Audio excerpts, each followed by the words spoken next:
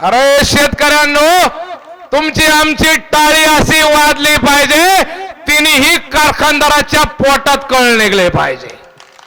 इतिहासाला माहित आहे, इतिहास कोणाचा लिहिला जातो?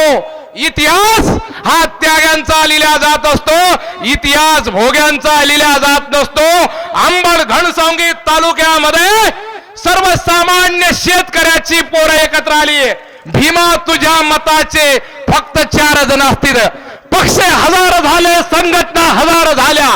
पक्ष 1000 झाले, संघटना 1000 झाली. भीमा तुझ्या मताची माणसं मेली का रे? या युक्तीप्रमाणे या घनसावंगी परिसरातील 4 पोरं शेतकऱ्याची एकत्र झाली आणि कारखानदाराची भाषा बंद झाली.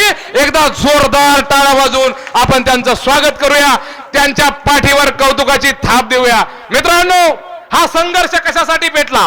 का पेटला? कशासाठी पेटला? कोणासाठी पेटला? का पेटला? कशासाठी पेटला? कोणासाठी पेटला?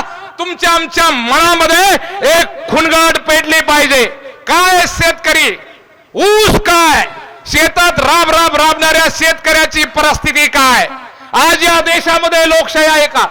आज या देशामध्ये लोकशाही आहे का? इस देश में लोकतंत्र होता, इस देश में लोकतंत्र होता, किसान खुदकुशी नहीं करता. इस देश में लोकतंत्र होता तो किसान का बेटा सरहद पर शहीद नहीं होता.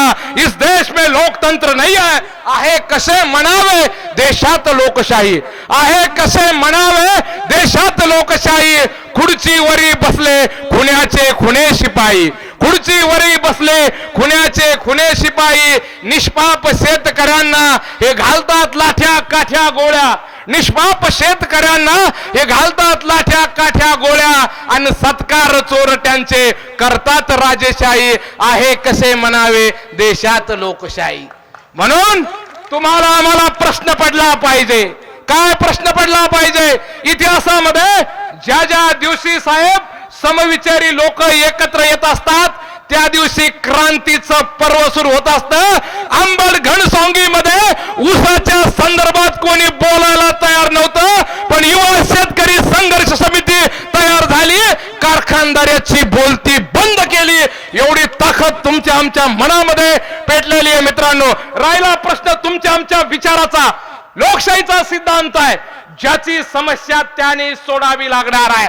अरे मित्रांनो, ऊसाची समस्या आपली आहे. राबणाऱ्या, रक्ताचं पाणी करणाऱ्या, हाडाची काढी करणाऱ्या, ज्याने पूर्ण आयुष्य शेती आणि मातीशी बांधून टाकलंय, त्या शेतकऱ्याला आम्ही गुलाम करून टाकलेला आहे. म्हणून लोकशाहीचा सिद्धांत आहे, स्वतंत्र भारतामध्ये गुलाम लोकांच्या समस्या असतात.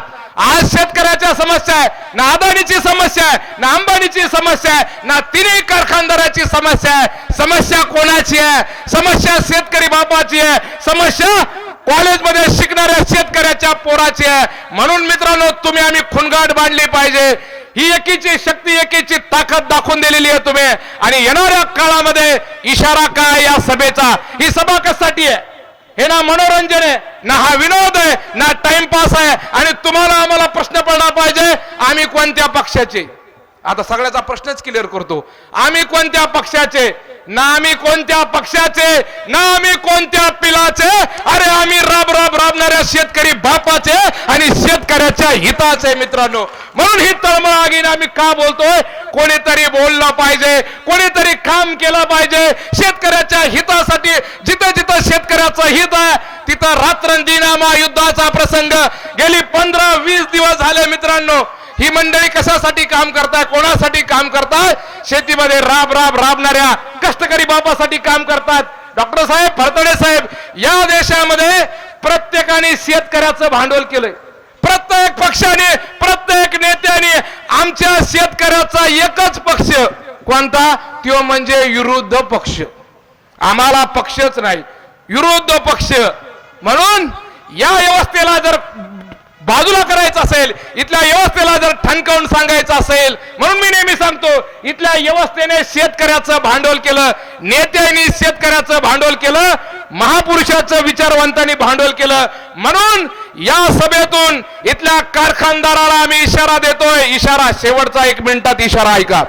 इथल्या तीनही कारखानदाराला आम्ही शेतकऱ्याची पोरं इशारा देतोय. काय झाली शेतकऱ्याच्या पोराची समस्या? काय समस्या आहे शेतकऱ्याची? शेतकऱ्याच्या बांधावरती आले नवे दलाल, शेतकऱ्याच्या बांधावरती आले नवे दलाल. ते झाले रे मालामाल, तू झाला रे शेतकरी कंगाल. ते झाले मालामाल, ते झाले रे मालामाल, तू झाला रे कंगाल. इशारा आम्ही एकच देतो, येणाऱ्या 2 दिवसामध्ये तिन्ही कारखानदारांनी एकत्र येऊन एक शेतकऱ्याच्या हिताचा ऊस शेतकऱ्याचा चांगला निर्णय घ्यावा. 3200 रुपये पहिला हप्ता शेतकऱ्याला जाहीर करावा. जर तुम्ही शेतकऱ्याच्या पोराच्या समस्या ऐकून घेतल्या नाही तर अंबड घनसावंगी परिसरामध्ये याच्यापेक्षाही भयानक आंदोलन होईल आणि इथल्या व्यवस्थेला जाग करण्याचं काम आम्ही करणार आहोत. म्हणून या ठिकाणी मोठ्या संख्येने आपण उपस्थित झाल्याबद्दल सर्वांचे या ठिकाणी आभार व्यक्त करतो. थांबतो. जय जवान जय किसान. एकदा शेवटचा नारा देऊया, शेतकरी एकजुटीचा. अरे आवाज कसा आहे? शेतकऱ्याचा आवाज कसा आहे? कळू द्या जरा आजूबाजूला, कळू द्या जरा आजूबाजूला. शेतकरी एकजुटीचा, शेतकरी एकजुटीचा. जय जवान. अरे शेवटपर्यंत आवाज गेला पाहिजे, शेवटपर्यंत. वरी हात करून. अरे शेतकऱ्याची अवलाद, मातीचं काळीस फोडून हिरवं स्वप्न फुलवणाऱ्या शेतकरी बापाची अवलाद. हात वर. इकडे शेतकरी नाही काय? आमची मजा बघायला आली का? हात वर सगळ्यांचे कॅमेरा. अरे बघा जरा डोळे बुगडून. ही घनसावंगी अंबड परिसरातले शेतकरी एकत्र आले. 15 दिवसापासून साहेब तुम्हाला आमचे अनुभव काय? गावागाव